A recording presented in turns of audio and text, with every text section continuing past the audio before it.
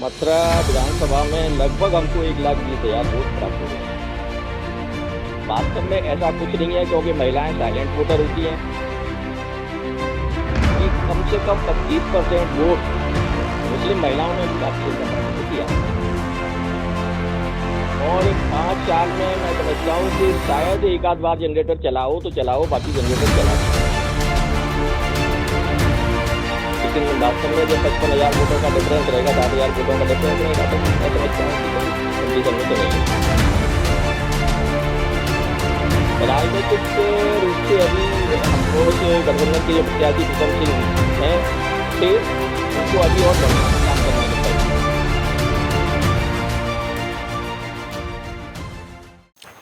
उत्तर प्रदेश में विधानसभा चुनावों के लिए रविवार को 5वें चरण के लिए मतदान हुआ है। राजनीतिक दल पूरे दमखम के साथ चुनावों में लगे हुए हैं।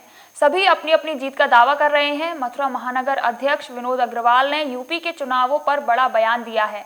उन्होंने कहा कि मथुरा में 5 सीटें भाजपा जीतेगी। देखिए विनोद अग्रवाल ने प्रत्याशियों की जीत को लेकर क्या कुछ कहा।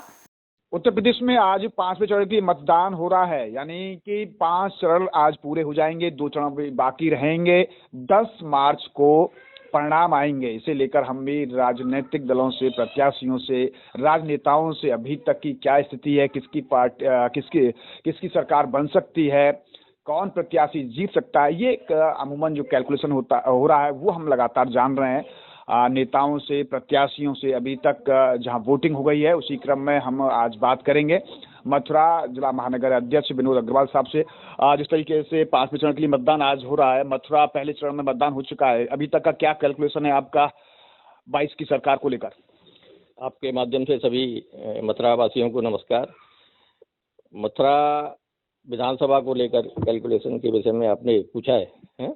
तो मथुरा विधानसभा, मथुरा महानगर में 2 विधानसभा हैं, मथुरा विधानसभा और गोवर्धन विधानसभा।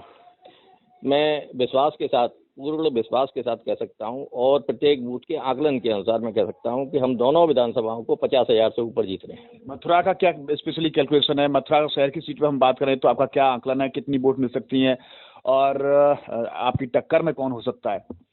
मथुरा विधानसभा में लगभग हमको 1,20,000 वोट प्राप्त हो रही हैं, और हमारी टक्कर में लगभग दोनों प्रत्याशी श्री प्रदीप माथुर जी और श्री SK शर्मा जी, दोनों लगभग बराबर की पोजीशन में मेरे आकलन के अनुसार हैं। दोनों लगभग 60 से लेकर 65,000 के बीच में वोट पाएंगे, और हमारा 1,20,000 वोट कम से कम, क्योंकि हमने इस चुनाव में जो महसूस किया बूथों पर जाकर और विभिन्न स्थानों पर कार्यक्रमों में और मीटिंगों में जाकर, तो हमने गोविंद जी महसूस किया कि महिलाएं इस बार इस चुनाव का एक पिन पॉइंट है, और महिलाओं के द्वारा बहुत बड़ी संख्या में भारतीय जनता पार्टी को वोट दिया जा रहा है।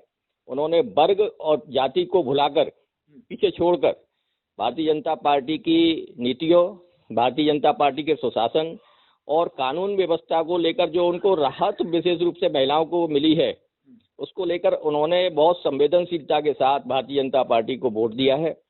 यही वजह रही कि जो आकलन लोग कर रहे हैं कि भारतीय जनता पार्टी और समाजवादी पार्टी की टक्कर है, वास्तव में ऐसा कुछ नहीं है, क्योंकि महिलाएं साइलेंट वोटर होती हैं। आप भी कहीं भी जाएंगे तो सामान्यतः पुरुषों से ज़्यादा पूछेंगे। आप 10 लोगों से पूछेंगे तो उसमें मैक्सिमम 2 महिलाएं होती हैं, 8 पुरुष होते हैं। तो आपका जो आकलन होता है वो सामान्यतः पुरुषों को के उत्तर के अनुसार होता है।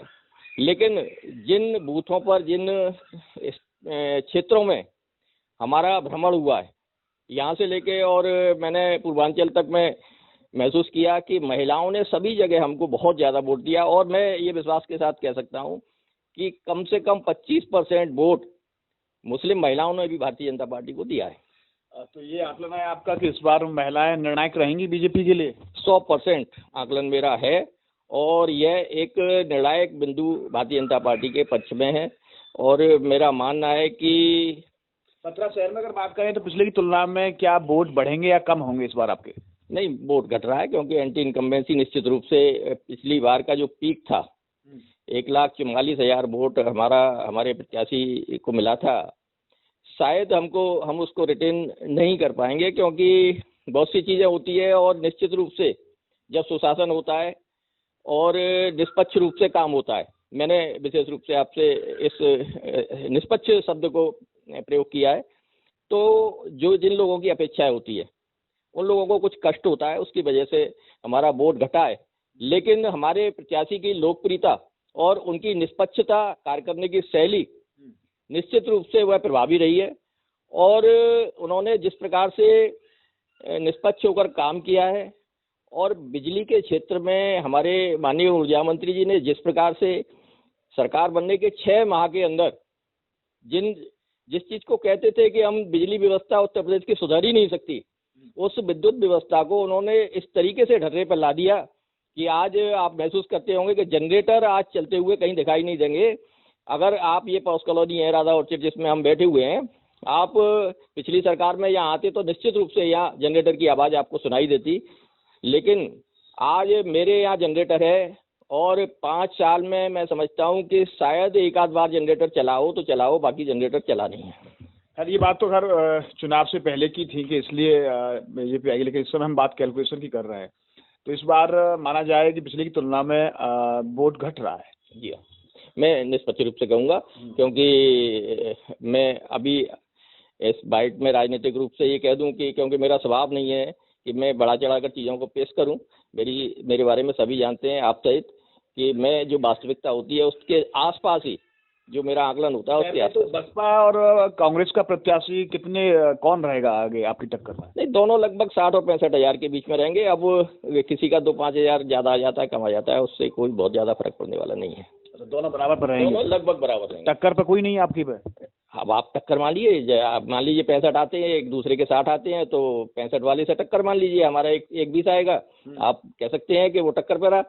लेकिन अब वो टक्कर है कि नहीं मुझे नहीं मालूम, राजनीतिक भाषा में उसको टक्कर कह भी सकते हैं, लेकिन वास्तव में जब 55 हज़ार वोटों का डिफरेंस रहेगा, 60 हज़ार वोटों का डिफरेंस रहेगा, तो वो मैं समझता हूँ कि कहीं कंपटीशन में तो नहीं है। बिना ऑपरेशन स्पाइन व जोड़ों के दर्द का इलाज और न्यूरो सर्जरी अब मथुरा में संभव। क्षेत्र में पहली बार बड़े शहरों की सुविधा अब city super speciality hospital and trauma centre में उपलब्ध। आईसीयू, एनआईसीयू, वेंटिलेटर, एक्सीडेंट के सभी इमरजेंसी मरीज, दिमाग एवं रीढ़ की हड्डी के सभी ऑपरेशन अब मथुरा में संभव। राम मनोहर लोहिया पीजीआई अस्पताल के चिकित्सकों द्वारा 24 घंटे इमरजेंसी एवं प्रतिदिन ओपीडी की व्यवस्था। Doctor Prempal Bhati, neuro surgeon, Ram Manohar Lohia PGI अस्पताल। न्यूरो सर्जरी, दिमाग एवं रीढ़ की हड्डी एवं एक्सीडेंट के सभी गंभीर मरीजों का इलाज अब मथुरा में सिटी सुपर स्पेशलिटी हॉस्पिटल में 24 घंटे उपलब्ध है। प्लास्टिक सर्जरी की सुविधा भी उपलब्ध। सभी प्रकार की प्लास्टिक सर्जरी के विशेषज्ञ surgeon doctor Dimpy Sharma. City super speciality hospital में अब हर तरह की प्लास्टिक सर्जरी की सुविधाएं उपलब्ध है, तो मथुरा वासियों को अब आगरा या दिल्ली जाने की जरूरत नहीं है। Doctor Gaurav Bhardwaj, director and physician, city super speciality hospital and trauma centre एवं पेन मैनेजमेंट सेंटर, गोवर्धन चौराहा के समीप, दिल्ली हाईवे, मथुरा। कंपटीशन में नहीं है? नहीं। तो आपके हिसाब से भाजपा प्रत्याशी की जीत कितने से होनी चाहिए? 50 हज़ार से ऊपर। 50 हज़ार से ऊपर? डेफिनेटली। अच्छा जी जी, यानी पहले 1 लाख से ज्यादा थी, तो इस बार उस मार्जिन कम हो जाएगा? हाँ, मार्जिन कम है। तो कितना मार्जिन कम मान रहे हैं इस बार? लगभग मैं समझता हूँ कि 25-30 हज़ार जितना भी कम हो जाए। 50 हज़ार से ऊपर जीत रहे हैं, अब वो जीत कितनी ऊपर जाती है वो 10 तारीख को ही पता लगेगा। अच्छा, गोवर्धन पर क्या आपका कैलकुलेशन है? गोवर्धन पर क्या स्थिति है भाजपा की? गोवर्धन में भी हम 50 हज़ार से ऊपर जीत रहे हैं। 50 हज़ार से गोवर्धन पर? बिल्कुल डेफिनेटली जीत रहे हैं, क्योंकि हमें जो कुटेल पट्टी का वोट है वो भी उसमें भी बड़ी मात्रा में मिला है। हमें पुराना जो वोट था वो रिटेन हुआ है, वो बाकायदा मिल रहा है। तो भाजपा प्रत्याशी के टक्कर में कौन रहेगा? मुकाबले में सेकंड पोजीशन पर कौन रहेगा? किससे माने, बसपा को या गठबंधन को? वह सेकंड नंबर पे बसपा रहेगी, मेरा जो आकलन है। सेकंड नंबर पे राजकुमार रावत रहेंगे। क्यों गठबंधन प्रत्याशी सेकंड नंबर क्यों नहीं है? नहीं, गठबंधन प्रत्याशी पैसे के, असल में उनकी राजनीतिक छवि इतनी मजबूत नहीं है जितनी होनी चाहिए। तो मेरा अपना आकलन ये है कि केवल पैसे के बूते पर चुनाव नहीं जीता जाता है। कभी भी इतिहास रहा है कि पैसे के बल पर, सिर्फ पैसे के बल पर चुनाव नहीं जीता जाता। राजनीतिक रूप से अभी हम उस गठबंधन के जो प्रत्याशी प्रीतम सिंह थे, उनको अभी और बढ़ना है, काम करना है जनता के बीच में।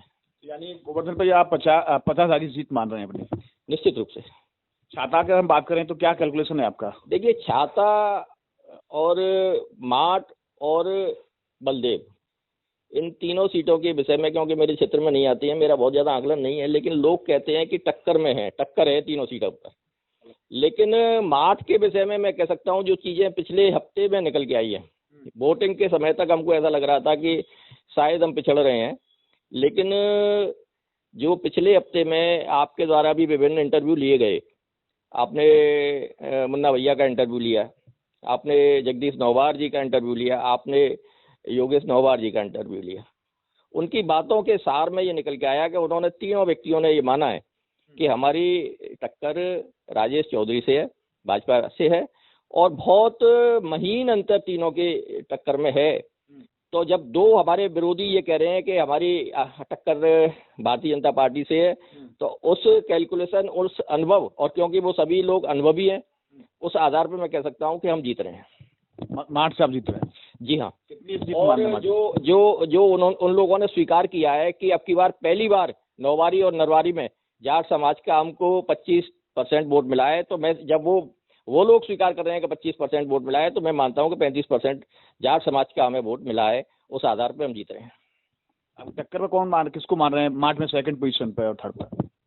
मैं समझता हूं कि शायद श्याम सुंदर शर्मा रहेंगे सेकंड पोजीशन पे। जी हाँ। अच्छा, ये तो आपका मार्च का कैलकुलेशन है। बलदेव पे क्या स्थिति है आपकी, क्या कैलकुलेशन है? बलदेव की जानकारी मुझे नहीं है गोविंद जी, ज़्यादा मैं बताऊं आपको, लेकिन ऐसा सुन रहे हैं कि पहले हम पिछड़ रहे थे, लेकिन वोटिंग आते आते हमारी स्थिति में सुधार हुआ है।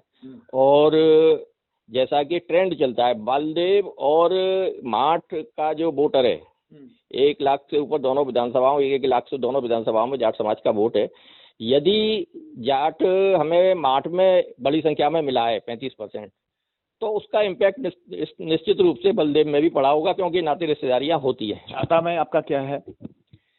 छाता में हम इतिहास बनाने जा रहे हैं, ऐसा मुझे लगता है, क्योंकि अभी तक का वहाँ का ट्रेंड एक बार का रहा है, एक बार तेजपाल सिंह और एक बार लक्ष्मीनारायण चौधरी। लेकिन इस बार क्योंकि महिलाओं वाला फैक्टर, जैसा कि मैंने विश्लेषण किया है और सभी लोग महसूस करते हैं कि महिलाओं वाला फैक्टर चलता है, तो निश्चित रूप से हम छाता को भी जीत पाएंगे।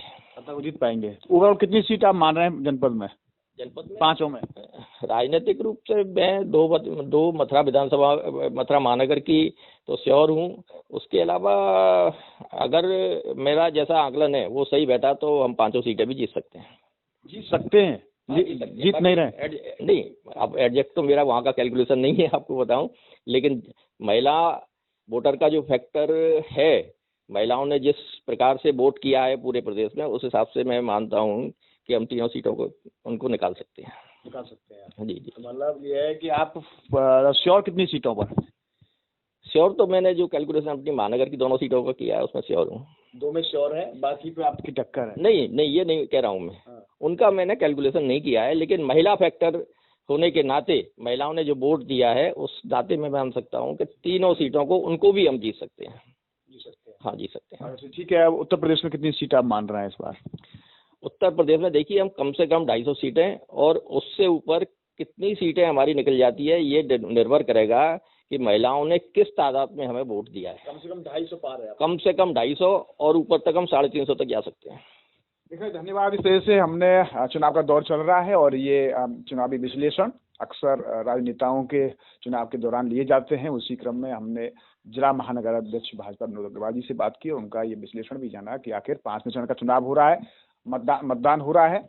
मथुरा पहले चरण में हुआ है, तो मथुरा पर भी हमने उनसे चर्चा की कि आखिर उनका गणित क्या कह रहा है। उन्होंने 5 सीटों की बात कही है, लेकिन जो कॉन्फिडेंटली उन्होंने कहा है कि शहर और गोवर्धन यानी कि 2 सीट पर वो पूरी तरह से कंफर्म है। बाकी 3 सीटों पर भी वो कह रहे हैं कि हम जीत सकते हैं। उत्तर प्रदेश में कम से कम वो 250 की बात कर रहे हैं कि कम से कम 250 आएंगी, बाकी 300 से ऊपर सीटें आने का भी दावा वो कर रहे हैं। ये आने वाला वक्त बता पाएगा। बहरहाल सब प्रत्याशी, राजनेता अपनी अपनी पार्टी, अपने अपने प्रत्याशी की जीत का दावा कर रहे हैं। 10 मार्च को ही पता चल पाएगा कि आखिर जीत किसकी होती है और सरकार किसकी बनती है। न्यूज़ कॉर्पोरेशन गोपाल जग्गा के साथ गोविंद भारद्वाज। मथुरा विधानसभा में लगभग हमको 1,20,000 वोट प्राप्त हुए हैं। वास्तव में ऐसा कुछ नहीं है, क्योंकि महिलाएं साइलेंट वोटर होती हैं, कि कम से कम 25% वोट मुस्लिम महिलाओं ने भी भारतीय जनता पार्टी को दिया। और 5 साल में मैं समझता हूँ कि शायद एक आध बार जनरेटर चलाओ तो चलाओ, बाकी जनरेटर चलाओ। लेकिन वास्तव में जब 55,000 वोटों का डिफरेंस रहेगा, 10,000 वोटों का डिफरेंस रहेगा, तो मैं समझता हूँ कि कोई कंडीशन में तो नहीं। राजनीतिक रूप से अभी अफकोर्स गठबंधन के जो प्रत्याशी प्रथम सिंह हैं थे, उनको अभी और बढ़ना है।